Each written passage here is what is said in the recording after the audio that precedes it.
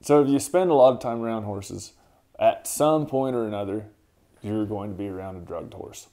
And that's just the way it is. Sometimes you got to sedate them. And they're really, really, really dangerous when they're sedated. And a lot of people don't realize that. I've seen some people do some stuff that just scared the heck out of me, being around sedated horses and not taking into account what's going on there. But they can still kick, they can still strike, they can still bite, they can fall on you. And their normal faculties aren't working, as with any animal that's sedated. And so there's really not a lot of warning. You can't read their facial expression. We don't realize how much we read their facial expression and their whole body language when they're not sedated. And so there's a lot that they're telling you all the time. And whether you're conscious of it or not, you're picking it up. And so when they're sedated, they can't do that. And that's why they're so darn dangerous. So I want to talk about drugged horses and the different ways we handle them, the different safety measures that somebody should take. And I'll talk a little bit about specific substances in general. Now, mind you, I am not a veterinarian, so I might not be 100% accurate on parts of it here. Acepromazine is a really, really common sedative that is used on horses. It doesn't take very much ACE. It can be injected either directly into the bloodstream or topically. It can be used topically. When you give a horse ACE topically, you just squirt it in their mouth, and the membranes and sensitive parts of the mouth take it into the bloodstream, just like chewing Copenhagen. That's how you get your nicotine. It doesn't work. It's not as strong and it's not as fast doing it that way. If you inject it directly into the bloodstream, it's a lot stronger effect and it's a lot faster.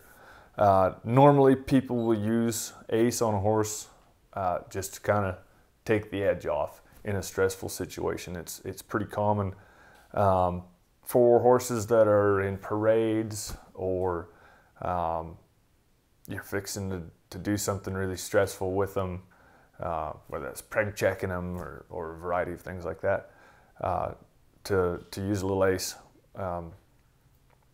All it really does is slow their heart down, slows their heart down a little bit. And you'll find that as long as you give ACE while the horse is already calm, before the horse is starting to get excited, it'll have that effect of taking the edge off and calming the horse some. If you use ACE once the horse is already excited, you'll find it has the exact opposite effect. The adrenaline combined with the ACE, I don't know chemically or physiologically or what all is going on there, but it works every time. If you've already got the adrenaline running and you give them ACE, you have a monster on your hands. So that's ACE. Another very common sedative that we use is xylazine. Xylazine also is topical, and by the way, almost all of these are topical. So you got to be real careful if you're around them to not get them on your hands, because it soaks through your skin and then you have a mild effect from it. I've got a really funny story about that one time. But anyway, it's neither here nor there. Xylazine works the same way. It slows their heart down. It sedates the horse. It lasts longer and works better than ACE as far as I'm concerned. Oh, and ACE, don't ever give ACE to a stud horse, because sometimes it relaxes the retractor muscle, which is what pulls their penis in, relaxes it so much that for some reason it never works again. And you'll see that a stud horse that can't retract it all the way. I've seen a number of geldings over the years that couldn't retract it all the way. It's because they were ACE while they were still a stud colt for whatever reason. So xylazine's basically the same thing, pretty mild sedative. And then kind of the most common, really strong sedative that we use on horses is called ketamine. Ketamine's a really, really strong substance. Has a big effect on them and will damn sure totally incapacitate them. And that's usually what your vet gives a colt when they geld them. They give them a combination of xylazine and ketamine, and it'll totally incapacitate them to where they can't move at all. And they moan, they fall down, they moan, they groan, and you can do whatever you need to do to them. The funny thing about ketamine, acepromazine and xylazine both also slow the mind a lot. Ketamine doesn't. The animal that's on ketamine, their mind is working exactly the way it has always worked. And so you got to be kind of careful with it before it sets in.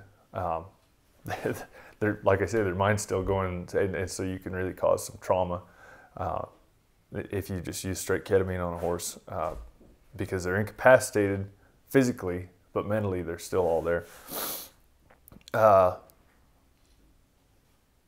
So all three of those substances, when you use them on a horse, that's as soon as you inject them into the horse, within a few seconds, that's when you have to start being careful, because they're, like I said before, they can't as well use their body language and use their expression to show you what's going on. And so they may have enough capacity to jump and kick when they're scared, but no ability to show you that something's scaring them. And so I've seen it happen. A horse standing there with its head down drooling because it's been sedated, and somebody walks up behind them and scares them, and normally they would have been alert and seen the person, or seen the person coming, heard the person coming, but they don't because of the sedation, and so they jump and fire, and they could kick just as hard. And I've seen some people get hurt really bad that way. Also, the light affects them a little bit differently. Of course, just like any mammal using any kind of drug, the pupils tend to dilate, and so way more light is coming into their eye. Now, a horse absorbs way more light in their eye than we do anyway, and so you imagine then if their pupils are dilated and they're absorbing even more light, for one, things look different to them, and movement seems different to them. But for two, they're, for all intents and purposes, blinded by the light. So it's really easy to scare them, and it's really easy to get yourself in a wreck or to get the horse hurt by moving around the way you normally would anyway. Or what tends to happen even more is people are less cautious because the horse is sedated, and so they're real cavalier about the way they move around and tend to scare the horse. And that horse's reaction is going to be the same as if it wasn't sedated, other than the fact that they don't have the muscle, the mechanical wherewithal to defend themselves as well, or to like move away from you but not bang their head off the wall when they're trying to do it. So those are things that you have to look out for and be really careful whenever a horse is sedated. There's a bunch of other ones, a bunch of other sedatives that work in different ways, but those are kind of the three main ones that you're going to run across in just normal horsemanship. If you're spending a lot of time around a vet clinic or a race course, you'll run across some other ones that do a variety of other things. But those are the three main ones, and those are the main things that we have to be careful of, is that we mind our manners, because the horse can't tell us as well through its body language what's going on in its head, and also can't perceive the world around them as well, but are still able to, are still wanting to take care of themselves and defend themselves and protect themselves. So keep in mind, whenever you've got a sedated horse around, to be extra mannerly, because they're in kind of a rotten spot. I think probably most people have been there.